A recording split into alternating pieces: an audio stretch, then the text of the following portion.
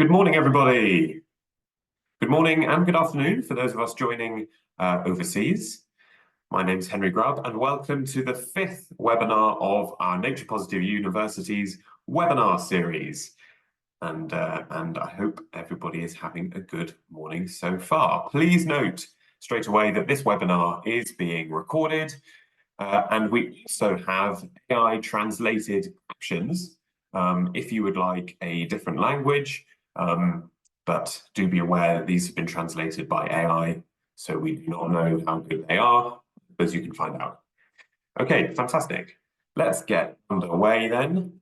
First of all, a little bit about Nature Positive University. NPU started in 2021 as a collaboration between researchers at the University of Oxford and UNEP to try and form a race to net zero style movement, but for the higher education sector's impact, supported by the Decade on Ecosystem Restoration. We know that higher education has a massive global biodiversity footprint that needs to be dealt with, but universities have a unique power and influence in their communities and beyond, so can play a key role in tackling the climate and biodiversity crises. We have a four-step process pledge that commits our members to calculate their baseline impacts, set measurable targets, undertake specific actions using our refrain, reduce, restore, and renew framework, and then finally, publicly report progress. We also have a student ambassadors program to encourage students to get involved by helping us seize the urgency and push their institutions to be more ambitious, and by getting involved practically with biodiversity surveys, creating new habitats, and sharing their experiences with a global network of students on campuses across the world. Today's webinar is our fifth in the series, and it's all about our food system. Universities across the world serve thousands of tons of food on campus every year, but what can we do about the impact that that causes? Okay then, so first of all, your hosts. My name is Henry Grubb. I'm a PhD student at Imperial College London, and we're also joined by Emily Stott, who is the Nature Positive University's coordinator. Hello, Emily.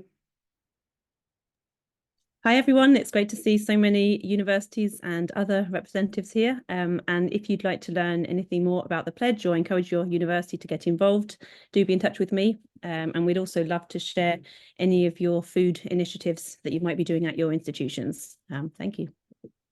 Thank you, Emily. And we're also joined by Holly Thompson, who is the assistant at NPU. Hello, Holly. Hi, thank you, Henry. Thank you so much, everyone, for joining us today. As Henry said, I'm the project assistant for Nature Positive Universities. Thank you so much.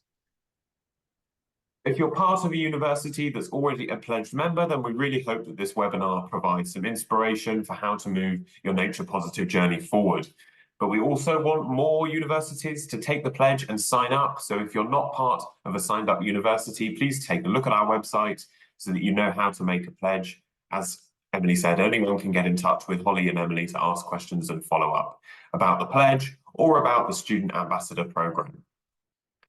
Right, so our agenda for today, we have three speakers this week, three for the price of two.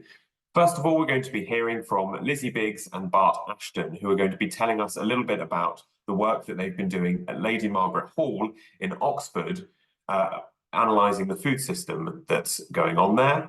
And then our second presentation will be from Poonam Kumria, who is the principal at Indraprastha College for Women at the University of Delhi in India. So without further ado, we'll get started. I think Lizzie is going to be our first person to speak. So Lizzie, would you like to start sharing your slides and taking it away? Thank you so much, Henry.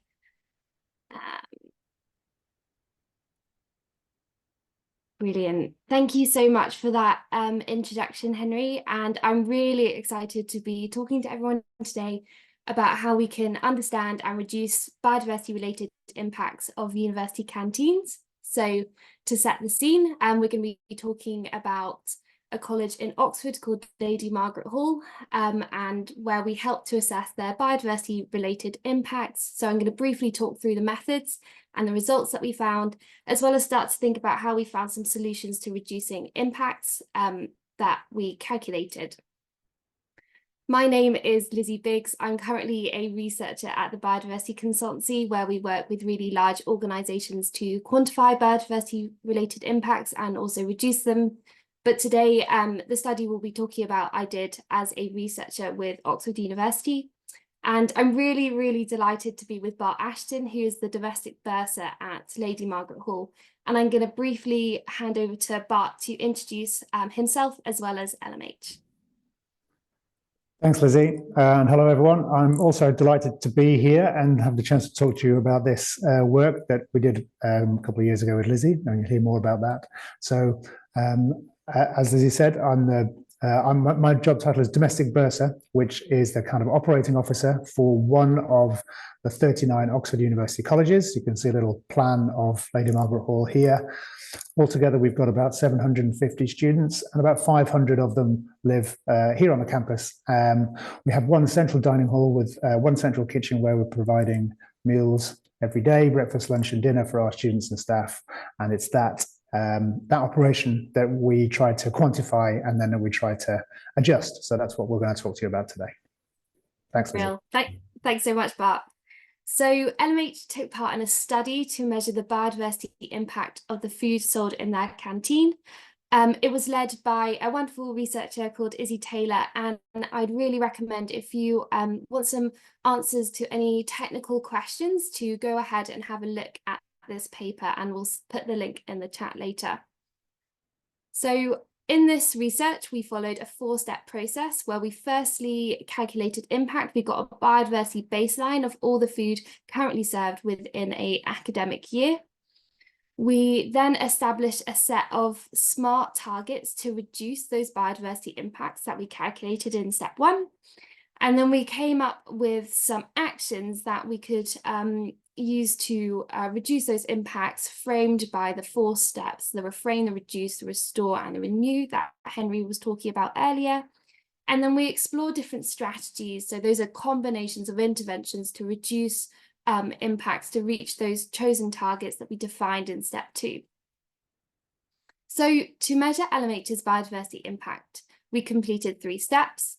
The first was to collect purchasing data from an online procurement system, which was supplemented by 8 additional supplier invoices, and we consolidated all this data into one data set where we had rows that represented a unique product purchased and the total mass/volume for 3 months, which we then scaled up to a year. We then did some life cycle assessments using these different data sets to calculate the land use associated with the food purchased.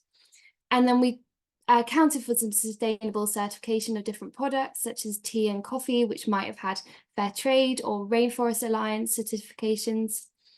And then we calculated the biodiversity impacts by using a metric called species extinctions equivalent. And that represents the number of expected global species extinctions for a given area of land use and transformation per food item and country. And I really recommend going back to the original paper if you're interested in this exact method.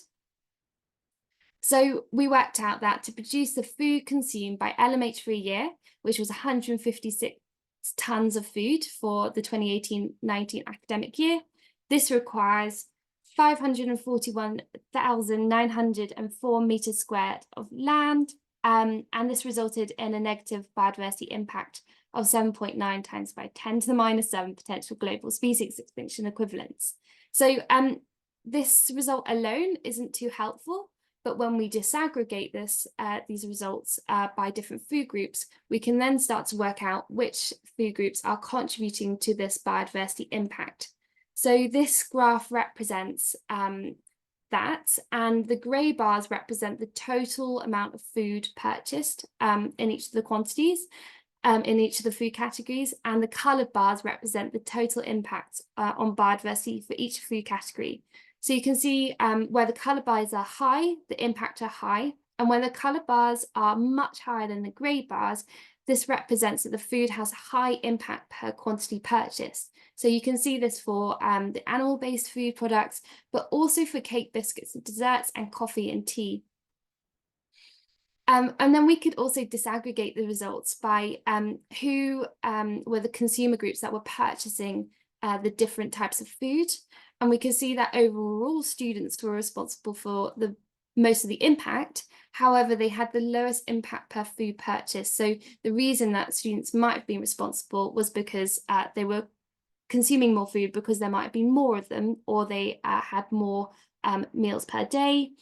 And you can see that conference attendees, support staff, academic staff, some school pupils had a higher impact per mass or volume of food purchased. So the methods we use to calculate impacts do have limitations and challenges. So data collection wasn't simple. We had to spend a considerable time cleaning, joining, and actually getting the data sets in the first place. We only had 3 months of food purchasing data, so we had to scale this up for an academic year, which then comes with a number of assumptions. So my top tip is to talk to your catering staff first to find out what data they might have available before you start planning your data collection and actually your analysis methods. For the life cycle assessment, we only actually assessed one driver of biodiversity loss, and that was land use. And nowadays there are life cycle assessments available that account for other drivers of biodiversity loss, such as water use and pollution and climate change. So I would recommend using those. And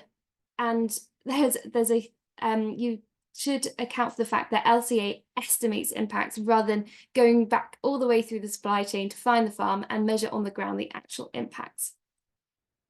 And here are some tools that I recommend to potentially get started on calculating some impacts. And then finally, when we convert land use to biodiversity loss, this can be difficult to communicate and understand, and particularly the explaining the metric, which has some inherent biases due to the data sets that it depends on, and the full list of assumptions can be found in the original paper.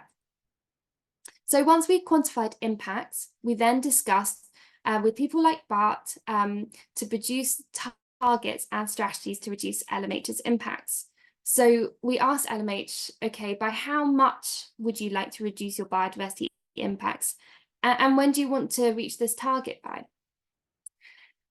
After we did that, we then consulted the scientific literature and also some stakeholder interviews to ask, okay, so we know how much we want to reduce our impacts by, but how can we do this? So what interventions can we use to reduce impacts?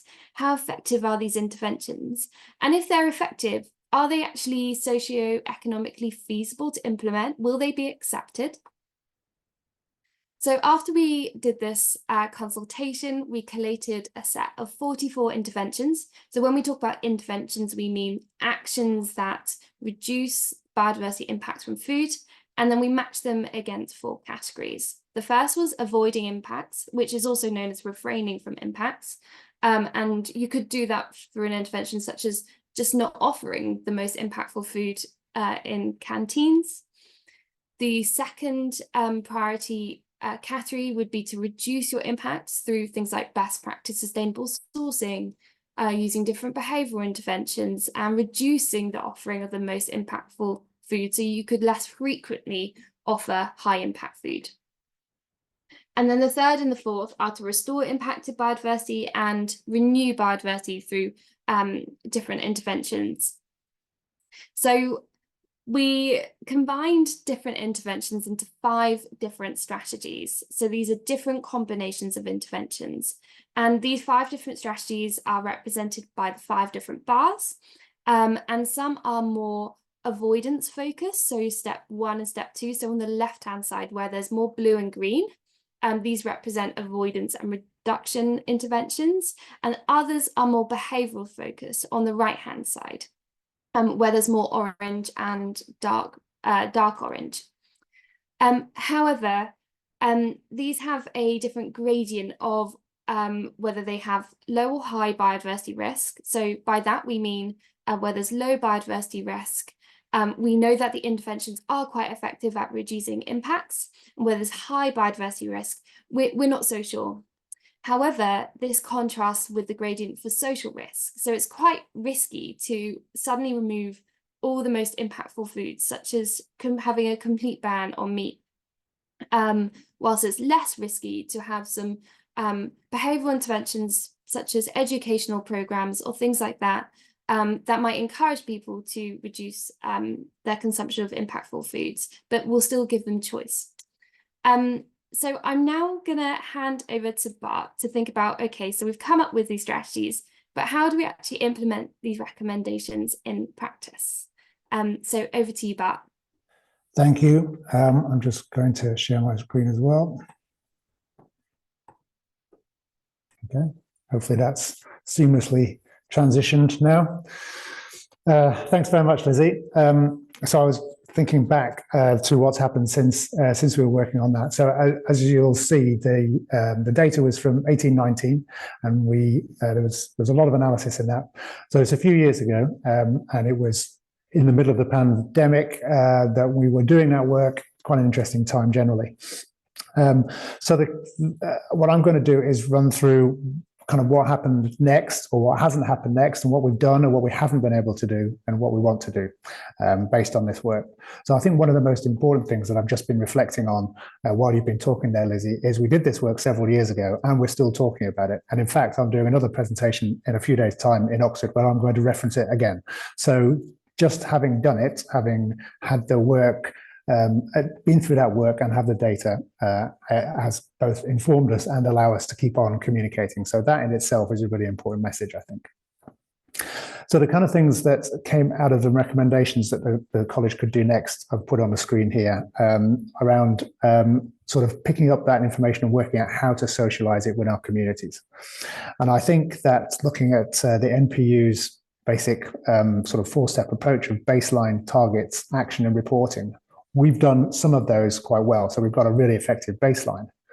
What's been interesting in the time since then is finding out how people react to food and food service, either as a student or as an employee. That's really quite challenging. And we have not so far been able to specify specific reduction targets at Lady Margaret Hall, but I'm optimistic, and I'll come back to that a bit later on. What we have been able to do is pick up on many of the interventions that Lizzie described there. And despite not having a clear target, capitalized on the intention of the communities to improve the food that we have, and try different things to see what will work. So that's the kind of thing that we have done. I'm going to move on to the next slide. So I picked up on this as the first recommendation was engage with our different communities and to test their appetite for change. And as I've just alluded to, the appetite with change was muted, somewhat cautious, shall we say. And in different communities, it worked in different ways. So as Lizzie pointed out, our student communities are our most voracious eaters. They eat the most, but actually their diets had less impact per kilogram. That's because there's many more of those meals served are plant-based, or there's much less red meat served there as well. So that was a better community base already. But it's not homogeneous. Our staff is a slightly different group who have a different perception of the food that they're having. So they're getting food to get them through the working day. And our paying customers are literally hiring the space and the facilities we offer.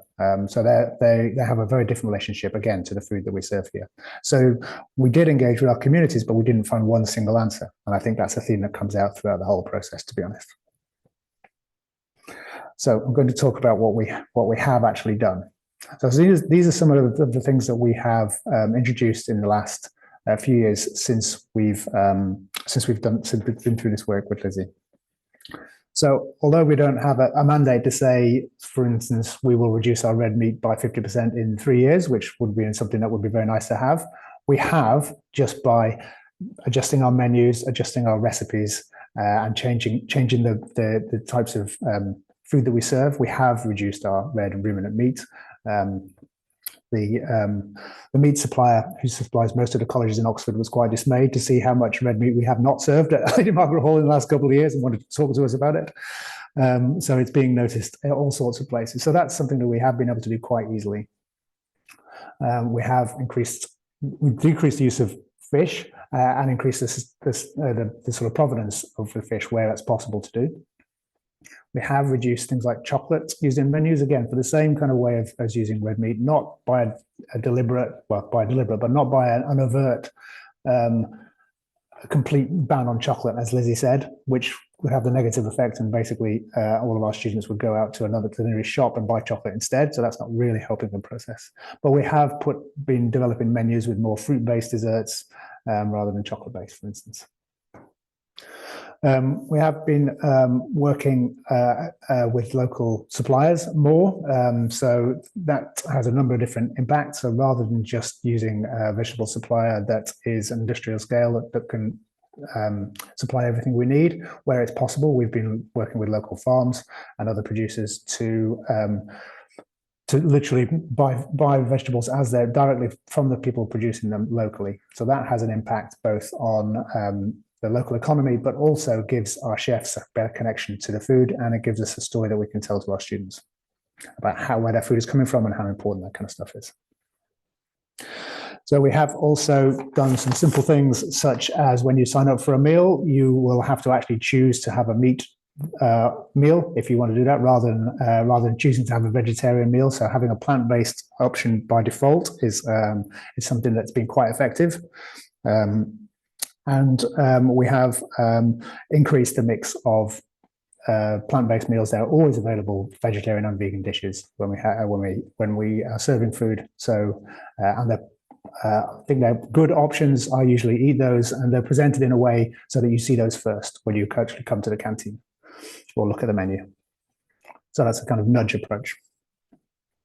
And we've done things like Student Gardening Club, which has not yielded an enormous amount of food, I have to be honest, but it has got people really engaged, and you can see again the value of the food system. And the final thing I put on the list there is, on occasion we do overproduce. We don't know who's going to come for breakfast, lunch, and dinner every day. So occasionally we do have portions left over at the end of the day, and we've introduced a policy of selling those back at a discounted rate to students who would like to do that. So it reduces the food waste and makes sure it gets to the right people. So those are the kind of things that we have been able to do. I did say that it was quite a challenging journey, and there have definitely been some things that haven't gone so well, or that we haven't had the time to do, or that we've just not had the time to try properly.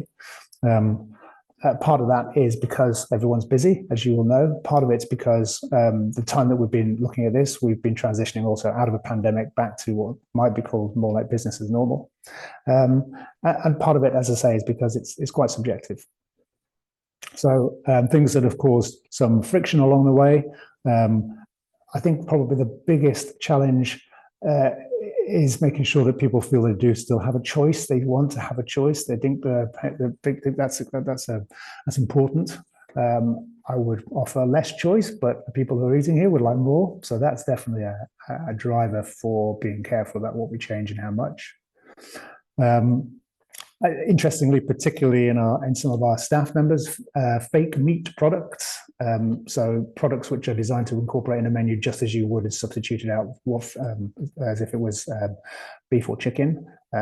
They split opinion, and so where we've tried menu dishes, we've had pushback on some of those. And I think that just again probably through pressures of professional time, getting good grip on food waste has been very difficult. That's a real challenge. The food waste crops up all through the supply chain, over ordering, not producing well enough, overproducing, just natural food waste in terms of food preparation and so on. So we've made some progress on that, but I think there's more to do. And what we haven't tried is things like eco-labeling, which is a really complex topic, I have learned.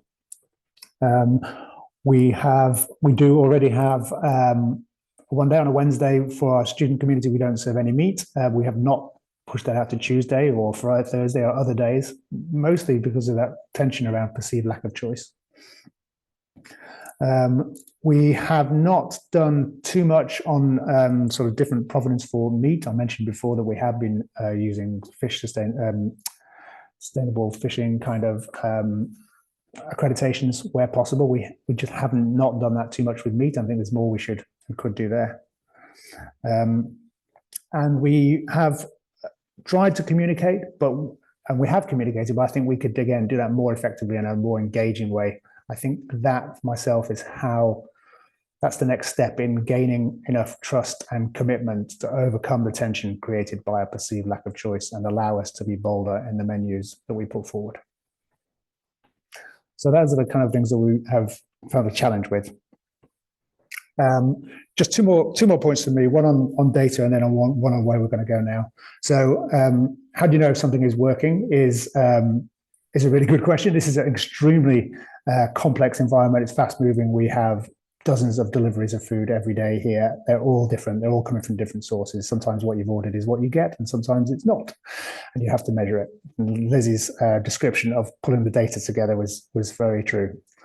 Data is really important, though. So getting some good data is quite important, or just getting some data, actually, to be honest. Because back to my previous point, we did this work and we've got it, and we're still talking about it years later. So just getting any data to make start is, I think, useful. For note, we are currently in the middle of, I've commissioned another fantastic Oxford postgrad student to do a repeat of the purchasing analysis. And this time we're looking at 12 full months worth of data, which is really quite painful, but I think will be really important for us. So it is important to keep on tracking, and I'm looking forward to getting that information so we can see how far we've come. So this is what we're doing next. We've got that evaluation of the 2023 purchasing data to see what's changed in the interim. We'll be hopefully using that to engage our current community more. I'm going to have another crack at getting the institution to agree some targets, because I think that the world has moved on in the years since we tried that last, and the further commitments, we'll have some more data. So I'm optimistic that we'll be able to set some key targets for the organisation. And I mentioned getting a grip on food waste, and I hope that we will see an improvement in the amount of food that we can procure locally, because that has all sorts of benefits, as I mentioned before, just about engagement and understanding across the whole piece. So that is what I would say. Thank you very much, Bart, and thank you, Lizzie, as well. Fantastic. It's great to hear what you've been doing in Oxford and all of those changes that have been implemented as well. We have some questions in the chat, so I'll go through those. Amy Bennett asks, and I think this is a question for Lizzie, does the methodology used take into account where the food was sourced, either whether it was locally or abroad, or is this part of the metric biases challenge you faced? Yes, that's a really good question, Amy. So I think we use global averages for this study. It is very difficult to trace back to the country of origin unless you go out of your way to source locally or from a particular place, because you are essentially trying to trace back maybe 5 steps, and you are an end user, and even the middle distributors find it difficult to trace back where their food is coming from. So that's one of the difficulties. But what we can do is, for a given food, we can say, okay, we have maybe 100 percentiles, and we can say, if we know that this is more sustainably sourced, we can take the 5th percentile of the top 5% producers, and we can assume that food is being sourced in a really good way, or we can take just the global averages. There are ways to, when you know where your food is coming from, to use country specific, so we call it spatially explicit, conversion factors within the life cycle assessment. So it is possible, but we didn't do it here.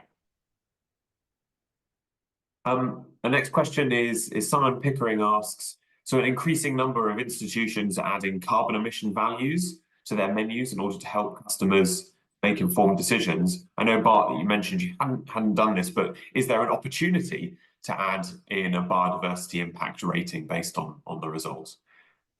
I think there's definitely an opportunity, carbon and biodiversity.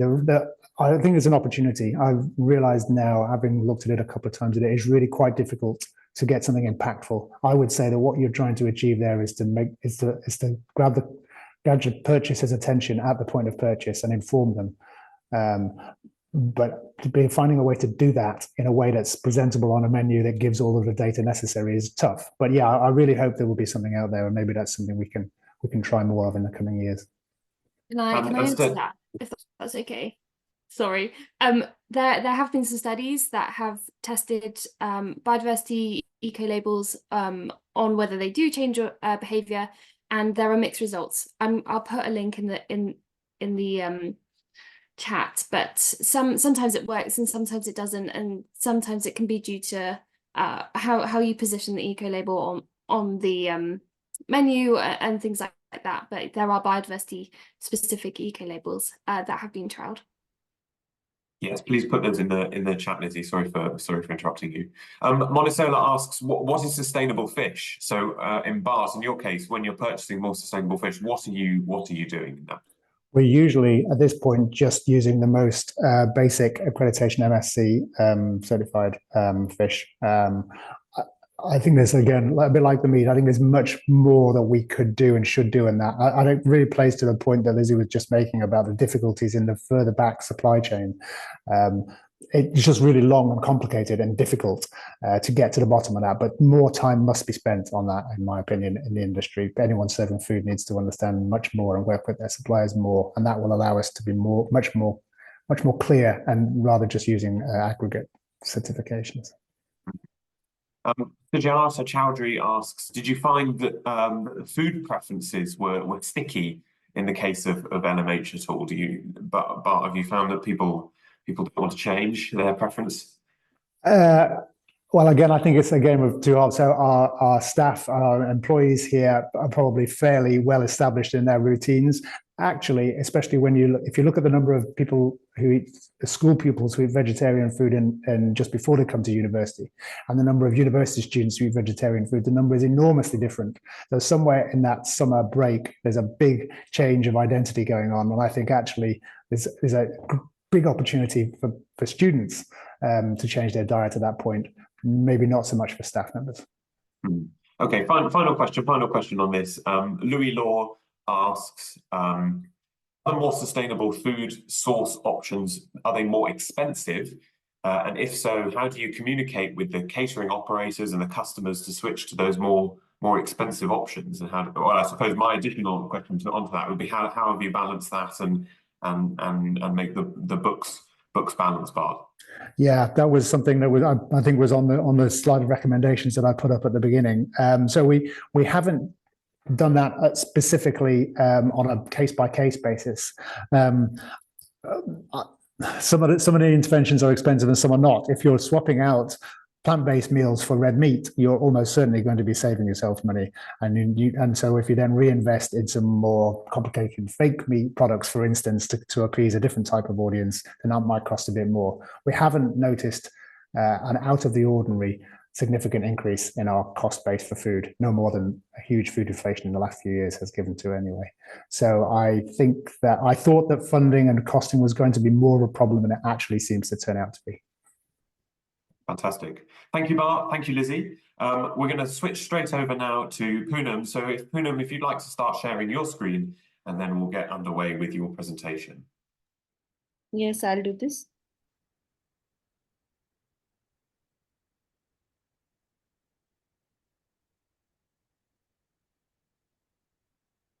Shall I stop the other screen? Just share over the top of it.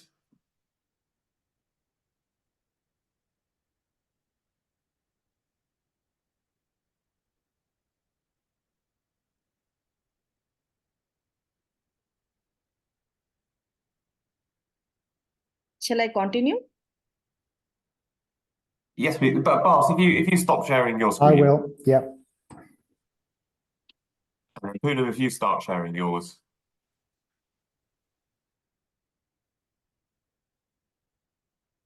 ये वाला होगा हाँ यही है ना sure. Excellent. Thank you very much. Please take it away.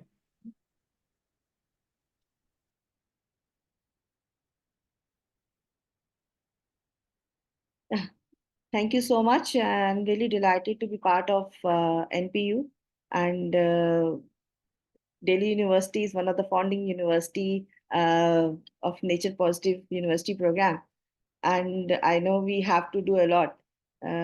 For this presentation is like a research work we have done for a few years now. I'm presenting how the Delhi University food consumption pattern is.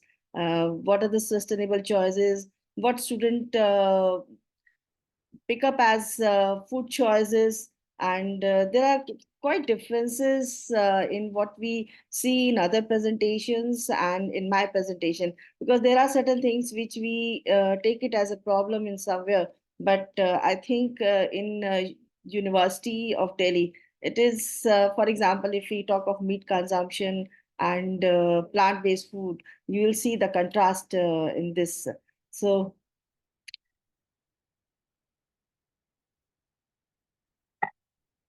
moving ahead. University of Delhi, I think, is one of the largest university of India. It was established in 1922. We just celebrated 100 year of this university. It started with 3 colleges and 750 students, and now we have 16 faculties, 86 academic departments, 91 undergraduate colleges, 5 institutions, and more than 700,000 students enrolled in this university in more than 500 different programs. The QS ranking of the university is 407, though the sustainability ranking of University of Delhi is 220, and it ranked 11th when we say 11th best university in India. Before we go ahead with the consumption pattern and type of foods that we serve, we have a different kind of food spaces also in the university. It is not only the canteens and cafeteria within the campus. We have within the campus as well as like within the college and in the university campus. It's a big campus. We have different kind of food areas where students buy food within the cafeterias, that is within the colleges, and we have cafeterias as well as some stalls, and even some kind of a Nescafe and other things are also there in within the colleges.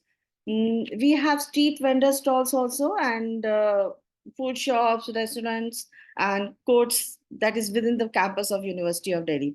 For this presentation and research, what I will be discussing is the food consumption in the cafeteria within the premises of the college. We will not be looking beyond the boundary of the college. So this research work that I will be presenting here is that has been done in various years in different colleges, and some cases of 1 or 2 college also I have presented, and so that we have just a little information how things are happening in University of Delhi. So these are a few photographs which shows different kind of foods that is served in the university canteens. With all different kind of menus, so variety of food served is much more, and most of the food that we see, if you see the menu card, is a vegetarian food. So the main objective is to identify different type of foods that is available in the university, and to measure the food wastage, to see whether how much food wastage is there. And in today's discussion, we will be focusing to understand the university system and food consumption, food wastage, and sustainable alternative which can reduce the food wastage in the university. Approach that has been taken at different level in different research that has been conducted for, I think, for 5-6 years now at different levels. That while conducting the surveys, we analyzed the behavioral analysis and looked at the attitudinal and perceptional issues that is there with the students. And we also had campaigns, digital campaigns, online, offline, to promote awareness, because after each research, we found out that this is a very important aspect, because I feel that even the research has shown that if you want to talk about environment or climate or something like where you want each and every person to be get involved, so you have to really work for your awareness programs. This is a map showing different location and colleges in cafeteria.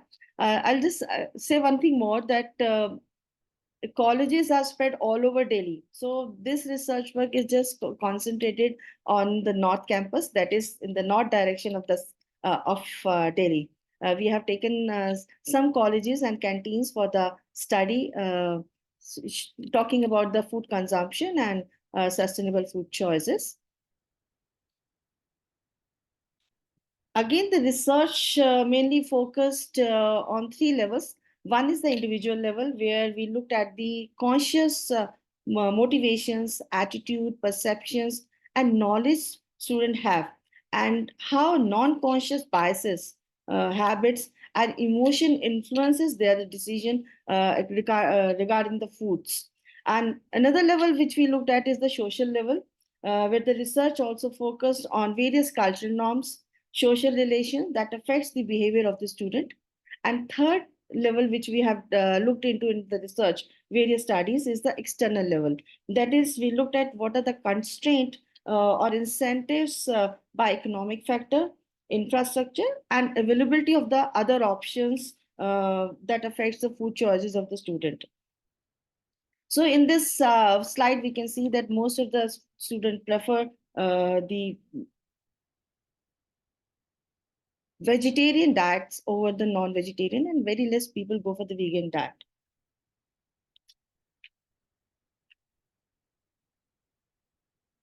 Though most of the students, they visit canteen, I think, every day to eat food, to take their food. And though again, the food choices is basically on the preference of vegetarian food.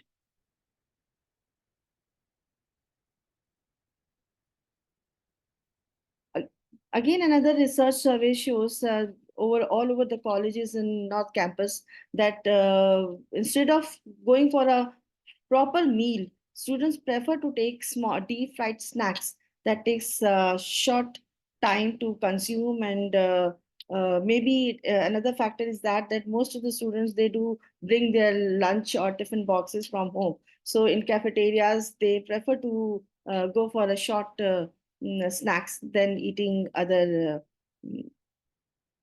food items. This was a food consumptions which they are having in different canteens. And if we see the research work that is related to the sustainable diet, it is found that more than 78% people they are willing to change their diet for sustainability and environmental purposes. And this is really great that students, they understand the issue, they understand the problems, and they are willing to change. And though the amount of who are not sure, I think if we go on for the awareness campaigns, and this percentage will also become very low, that they're not sure whether they want to be part of this program or not. This is another that we have seen, that only 20% people eat non-vegetarian food in the canteens, and that also only once a day. So we gave them certain preferences for menu, because protein intake is required. So in place of non-vegetarian food, whatever food they think they should be served in the cafeterias, with respect to if they don't want non-vegetarian foods. So there are different foods. Students have really responded on this also, that they are willing to convert from non-vegetarian to vegetarian proteins, where again that have a sustainable impact on sustainability in a long term. While talking about the food preferences, we asked the students, and we have done the research work in different canteens of the colleges.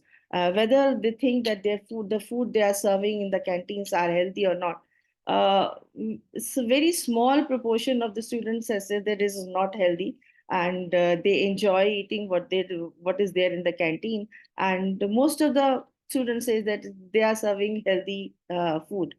Another, if you see the second map, reference of healthy and sustainable diets, you'll see that in this map, what we have realized that we asked them that if you want to change your preference to sustainable diets, student agreed to it. And what we have observed in this, that this colleges where we had a continuously awareness campaigns going on, we conducted the awareness campaign. The preference for going the healthy and sustainable diet is much more than the colleges where these kind of programs were not conducted.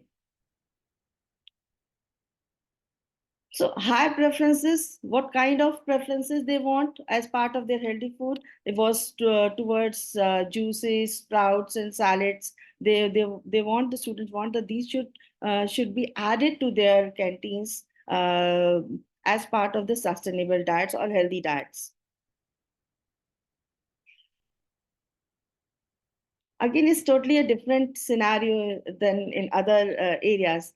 The wastage, food wastage in cafeterias, because most of the students, they says that they really around waste food in cafeteria. So whatever they get, they eat it. And 30% of them say that they never waste.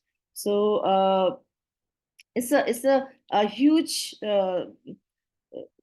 bulk that says that the food is not wasted in our in the canteens of colleges.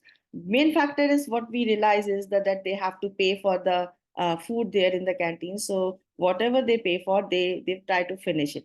Though there is a little wastage, maybe we'll come to it later on, that it is maybe the portion is more, or it is the taste they didn't like for that food.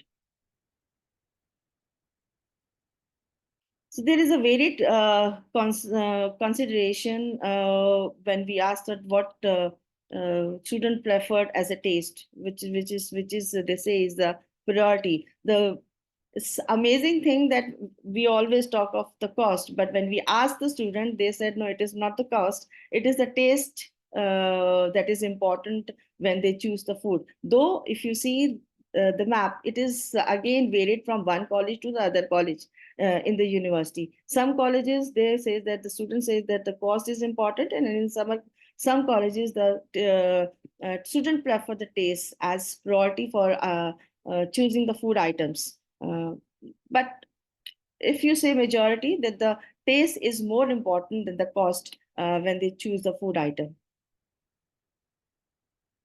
So what is the perception about food wastage? That most of the students says that they are not able to finish their portion. That's why they are throwing it.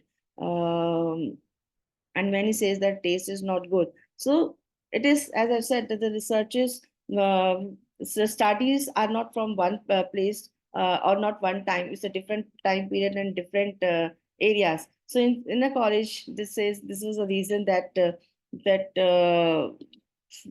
that the portion is larger than, that's why they wasted the food. Another very interesting fact is that in one college, this is not the university, but in one college, when we asked about the attitudinal perspective, what do you think about the wastage of food? And so there was a feeling of guilt that we are throwing the food. It is something not good. We must not do it.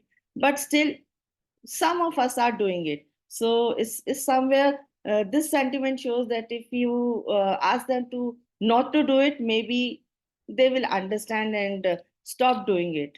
So this consideration is already there in them that they are not doing something right. This is research shows the behavioral acceptance of different options we gave them regarding the food wastage. We asked them kind of questions like, do you think that it was whatever canteen has served you is too large to eat to you? They said no. But then on the other side, they believe that the food wastage is a serious problem in their campuses, and to make it better, to make it more that they should not waste food, they can go for a half plate or full plate concept, which can reduce the food wastage. They can also, they said that most of the 91% said that they must be allowed to take as much as they want, not on the basis of portions that somebody is giving them, so that if they want to eat less, they will take less and then again go for another portion. So this is the behavioral acceptance they have given, or willingness they have given to accept the different food options so that they can reduce the food wastage. If we see the impact assessment, most of the people, around 88% of the student said that they are very much aware about the environmental impact of the food wastage. And they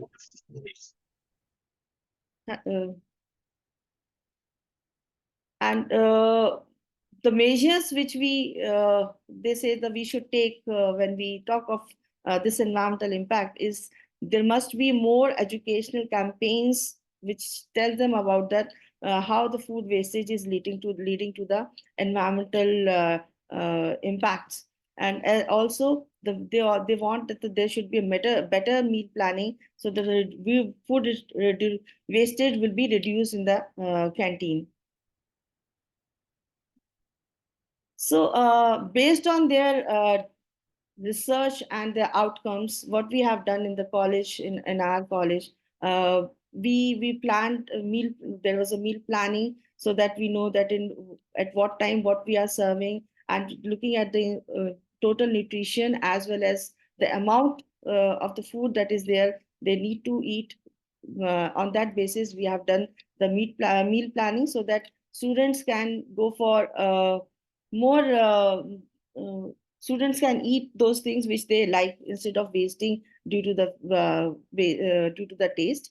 And also we are promoting millet foods in our canteen and cafeterias as well as in our hostels. We recently has done the millet festival also. Millets, as you know that the year of 2023 has been declared as a International Year of Millets, and we all know this is a nutritious food as well as fibrous food, and it is environmental friendly also because it is taking less. It's a drought resistant and taking less water while we cultivating this. And most importantly, millets are cultivated in India by the medium and small farmers, so that enhance their livelihood also. So we are producing promoting millet foods in our college, and introduction of half plate, full plate concept, which can reduce the food wastage. This was about all cafeterias. Now I'm just showing one case study of a residential spaces in a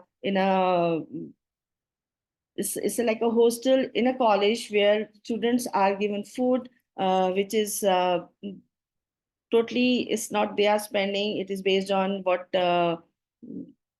has been added to their fee structure. So the reason was that they are wasting food because, as I said, this the most important reason was the taste of the food they don't like. So when it is, I think is they are cooking in the bulk, or maybe the students who arrive into these hostels, or they are from a different regions, cultural regions of India. So when they enter into some particular, from example, from south to north, they come, the dietary habits, the cultural habits, the food habits is totally different. So they don't like certain things, so they waste food in this. And what survey we have conducted a survey which says that most of the students, they don't eat breakfast, they don't take breakfast. There are various reasons they have cited as part of student life. They say it's too early, and or they say that we are running late for our classes. But it's also that they don't like the taste of the food. But lunch and dinner they do take it. So this here we have a serious issue of, because the the food is cooked for a number of students who are living in that particular hostel or in a residential spaces. So if they are not informing the administration or the authorities beforehand or prior information to given to them that they are not taking food, the food is cooked for everyone. So that leads to a little issues that excess of the cooked food is left in the hostel. As I said, that the majority of the residents do not inform the administration regarding intake of the food. But the best thing is that if they are not even liking it, so around more than 68% students says that they eat the food anyway, if they don't like it or not. So though they throw it, they just eat it. The important discussion point from this is that what we realize out of the research work, that as I've said, there's a cultural shift from their homes to hostel that brings about their changes in their dietary habits, food habits, which leads to the reduction of food consumption in their hostels. All the students are willing to make behavioral changes to reduce wastage, but how it is a little tricky question. But then they realize that they are wasting the food, but sometimes it's like they just cannot do it. Another reason we found that there is availability of junk food and alternative option which they can order online, which students do that frequently. That also leads to the food wastage which is cooked in the hostel.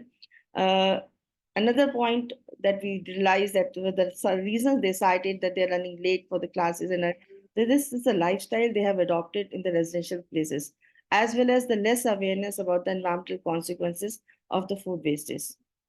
So what changes we have done in the as part of the administration, that we started listing of absences, maintaining a register that has been kept in a hostel, that if students for the next food, how many students want to eat the food, so that we have a little estimation whether 10 students or 20 students don't want to take their dinner or they don't want to take their lunch, so that the cooked food should not be wasted. We formed the self-evaluation committee in that college to ensure the counting of students should be there. And this is all done by the student council. Students, they were involved. No authorities and no teachers were involved in doing all these things. Also, we substituting some items which they prefer that it should be changed, or maybe the medium of oil should be changed. So we have done the rotation of those things also in the hostel.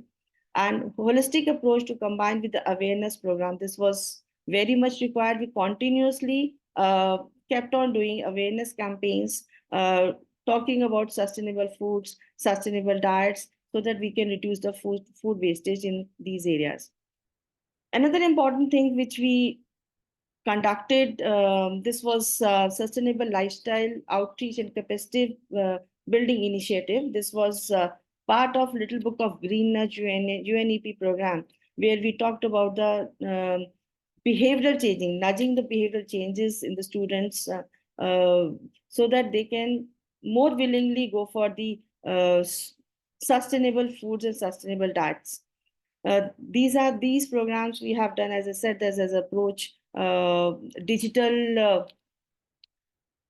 campaigns, especially during the time of COVID. For the 2 years, students were very much gone online, and they done all the work on digital on online mode. And we have done research on various issues related with energy, with other issues, but I'm presenting here only on the food wastage, which we have done.